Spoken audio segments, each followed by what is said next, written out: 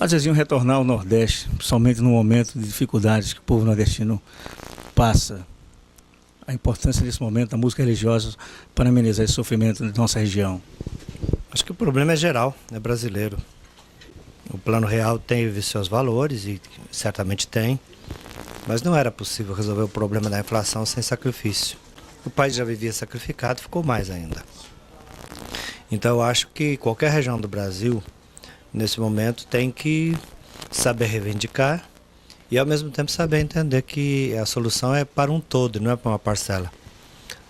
Se o Sul resolver o seu problema, não está resolvendo o problema do Brasil. Eu acho que tem que ser resolvido em coletivo e de uma maneira que, como igreja e como país, nos conscientizemos que ou nos salvamos como um todo ou não nos salvamos. O senhor acredita no Plano Real? Não. Eu acredito que é preciso muitos planos e melhorados, cada um deles, melhorados para dar ao brasileiro a consciência de que a renda tem que ser distribuída, os impostos têm que ser pagos e o lucro tem que ser menor. Um plano nunca dá certo se as pessoas não tiverem essa consciência.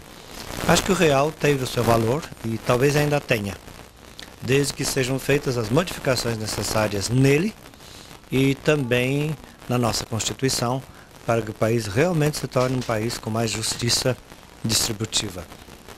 Eu diria que não é um plano perfeito, que tem muitos defeitos, mas é melhor ter havido do que não ter havido. Só que tem que haver complementações e até outros planos se necessário, até que o brasileiro entenda que ele precisa participar do processo de mudança do país, que o lucro tem que ser menor e que os impostos têm que ser pagos. Há alguns anos o senhor vem lutando com essa questão de repartir mais. O senhor acha que ainda acredita que ainda existe hoje uma pequena parte da população com uma grande fatia do povo brasileiro? Nada mudou nesses anos? Não, até piorou. Até piorou. A renda concentrou mais ainda e o brasileiro que tem dinheiro está cada dia mais incapaz de repartir. E porque essa consciência não veio, é que é preciso fazer um sistema de impostos exigente que realmente cobre e se não faz por bem vai fazer por mal, mas vai ter que repartir. E as leis têm que ser severíssimas nesse ponto. E depois uma fiscalização maior junto ao Poder Executivo para que não desperdice, não jogue fora as rendas e o dinheiro do brasileiro. Então eu acho que tem que haver uma reforma profunda do judiciário, uma reforma profunda do sistema de arrecadação e de aplicação do dinheiro, né? E do fisco, portanto. E uma reforma muito profunda no sistema educacional para que o brasileiro tenha consciência do seu papel de reivindicação. E as igrejas também têm que passar por uma situação de reforma muito profunda, no sentido de que não confundam as coisas. As igrejas têm que fazer política, só que seja uma política não partidária, mas a serviço das coisas fundamentais do povo. Igreja que não faz política também não merece o nome de igreja. Tem que fazer, tem que lutar pelo pobre, tem que brigar pelas necessidades do mais oprimido. Mas é preciso saber também de que maneira fazer isto, sem esquecer o espiritual e os valores fundamentais da cultura brasileira. Eu acho que todos nós estamos precisando de reformulação da nossa vida para que o Brasil volte a funcionar, porque por enquanto não somos ainda uma nação que merece o nome de nação. Somos um amontoado de interesses que não funcionam como um país. Há muitos Brasis e tem gente que faz questão de não fazer parte do Brasil geral. E esse é o problema. Os políticos utilizam, no período de campanhas, a igreja e depois ficam contra a própria igreja com a questão do aborto, da eutanásia. Como é que o senhor vê essa questão? Eu não posso exigir que todo político seja católico e pense como católico. Ele vai ser aliado da igreja naquilo que interessa a ele e não vai ser aliado naquilo que não interessa. Se desse, a gente faria todos os monges políticos ou todos os santos da igreja políticos. Como a gente não sabe exatamente quem é santo e quem não é, a gente tem que dar um crédito, um voto àqueles que têm boa intenção. Se depois não dá certo deles concordarem com a igreja em tudo, a gente vai ter que respeitar. A verdade é que a igreja tem que fazer uma evangelização mais agressiva e uma catequese mais profunda para que as pessoas comprometidas com a igreja sejam de fato comprometidas com a igreja e lá não votem numa coisa que lhes interessa com a igreja e noutra contra a igreja. Então, se quer ser político católico, tem que aceitar a doutrina católica. Se não quer ser, se quiser ser nosso aliado em algumas coisas, tudo bem. Mas a igreja não é mais a dona do Brasil. E ainda bem que não é. porque agora ela vai ter que fazer um discurso persuasivo e não impositivo.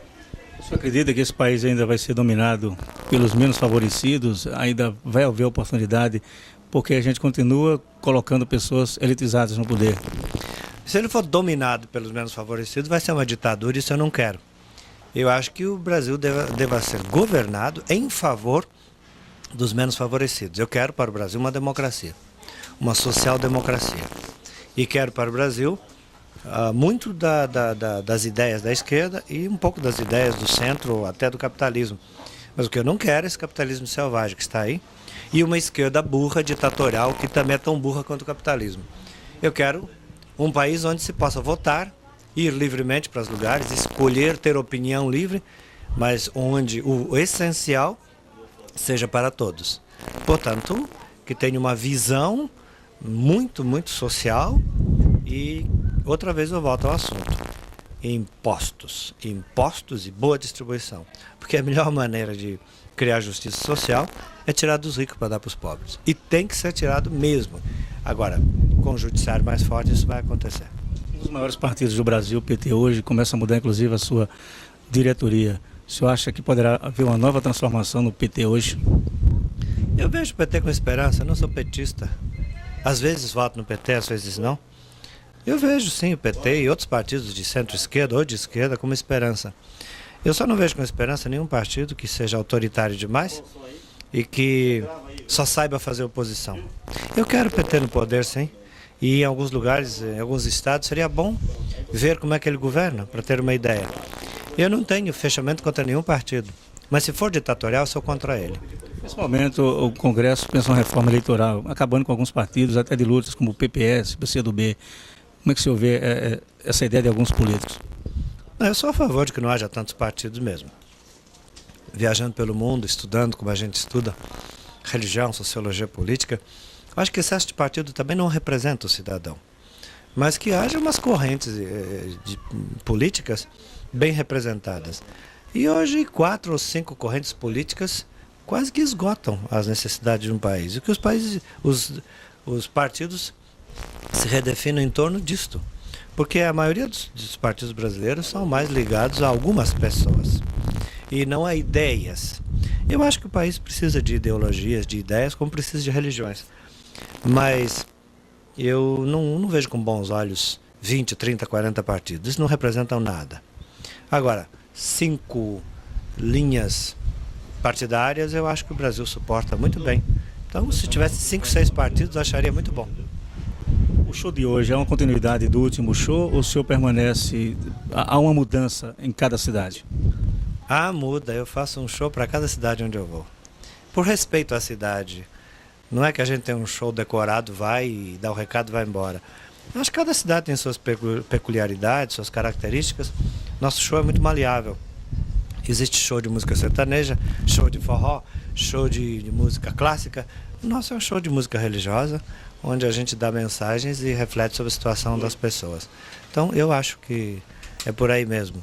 É uma amostra de um projeto religioso, de acordo com a cidade onde a gente vai. Todo show é novo.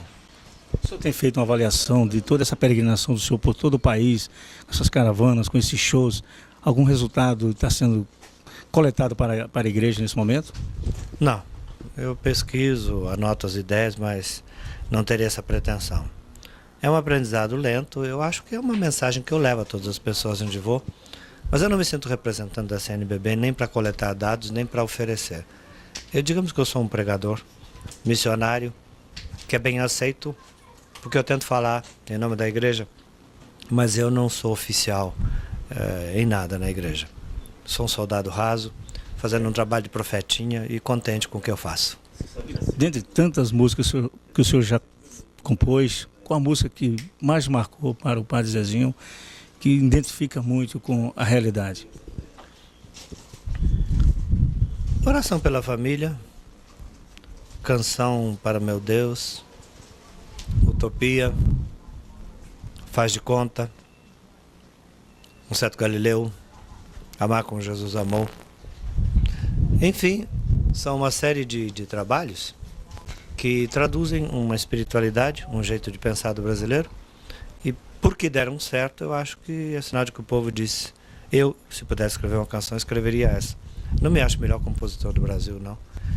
Eu sou um dos mais conhecidos, um acidente que deu certo. Mas eu tenho humildade suficiente para saber que eu não sou uma enciclopédia. Eu sou apenas um aprendiz. O jovem continua acompanhando todo o trabalho do senhor. Mostra que a partir de agora pode-se mudar toda essa filosofia do país com o jovem de hoje? Não. Não é o jovem que vai mudar o país, não. São os velhos, os adultos, os jovens e as crianças juntos. Não existe um grupo que vai mudar o Brasil. Ou todos mudamos o Brasil não muda. A última, para a gente encerrar, há uma expectativa muito grande do alagoano de ter o senhor em breve, principalmente no sertão alagoano. Há possibilidade? Por enquanto, não. Eu estou muito comprometido com outros projetos, não estou podendo assumir mais nada. Por enquanto, a minha resposta é não. 20 vezes por dia eu digo não para as pessoas que me telefonam, porque o meu calendário está cheio até 98.